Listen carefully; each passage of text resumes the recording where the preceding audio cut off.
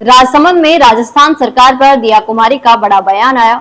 Deputy CM दिया कुमारी ने साफ संदेश दिया कि हमारी सरकार जो कहती है उसे पूरा करती है। महाराणा प्रताप टूरिस्ट सर्किट पर तेजी से काम और भविष्य में खास ट्रेन की भी संभावनाएं जताई। दरअसल राजसमंद के दौरे पर पहुंची डिप्टी सीएम दिया कुमारी ने प्रताप सर्किट पर रिव्यू मीटिंग लेकर कई अहम निर्देश दिए। जो 2 दिवसीय दौरे वे चारभुजा नाथ मंदिर, नाथद्वारा के म्यूजियम ऑफ ग्रेस भी गई।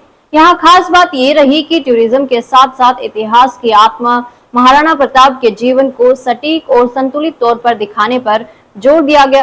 कुंभलगढ़ में हुई रिव्यू मीटिंग में डिप्टी सीएम ने साफ कहा कि महाराणा प्रताप टूरिस्ट सर्किट पर तीव्र गति से काम होगा और सुझावों के आधार पर एक ठोस प्लान तैयार करके उसे जमीन पर उतारा जाएगा। इस दौरान राजस्थान धरोहर प्राधिकरण अध्यक्ष ओंकार सिंह लखावत, कुंभलगढ़ विधायक सुरेंद्र सिंह राठौड़, नाथद्वारा विधायक विश्वराज सिंह मेवाड़, पर्यटन विभाग आयुक्त आईएएस रुक्मणी रियाड़, गोकुंडा विधायक प्रताप भील, समाजसेवी और होटल एसोसिएशन के प्रतिनिधि बैठक में मौजूद रहे। सुझाव पर सार यही निकला कि टूरिज्म विकास के इतिहास की प्रामाणिकता मिले, दोनों का संतुलन हो। नाथद्वारा विधायक विश्वराज सिंह मेवाड़ ने खास तौर पर कहा कि केवल टूरिस्ट नहीं, प्रताप के जीवन के पहलुओं पर भी पूरी गंभीरता से ध्यान दिया जाए।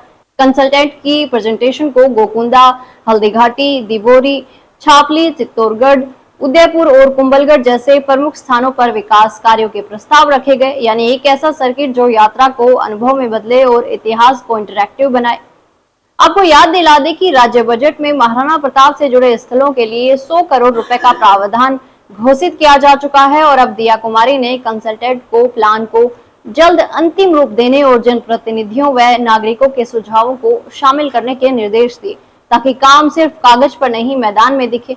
इस बीच एक और दिलचस्प चर्चा हुई पैलेस ऑन व्हील और महाराजा एक्सप्रेस की तर्ज पर।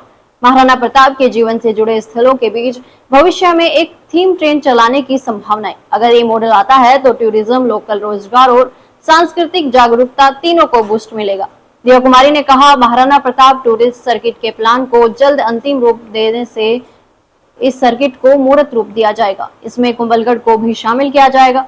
उन्होंने कहा, जनप्रतिनिधियों, नागरिकों के द्वारा दिए गए सुझावों को अंतिम से प्लान में शामिल करने का यथासंभव प्रयास किया जाएगा। इस दिशा में सभी प्रतिबद्धता से कार्य कर रहे हैं। साथ ही नाथद्वारा के म्यूजियम ऑफ ग्रेस में दिया कुमारी ने प्रस्तुति की सराहना की, जहां श्रीनाथ जी की लीलाएं, सांस्कृतिक विरासत और ऐतिहासिक दस्तावेज आधुनिक ढंग से दिखाए जा रहे हैं।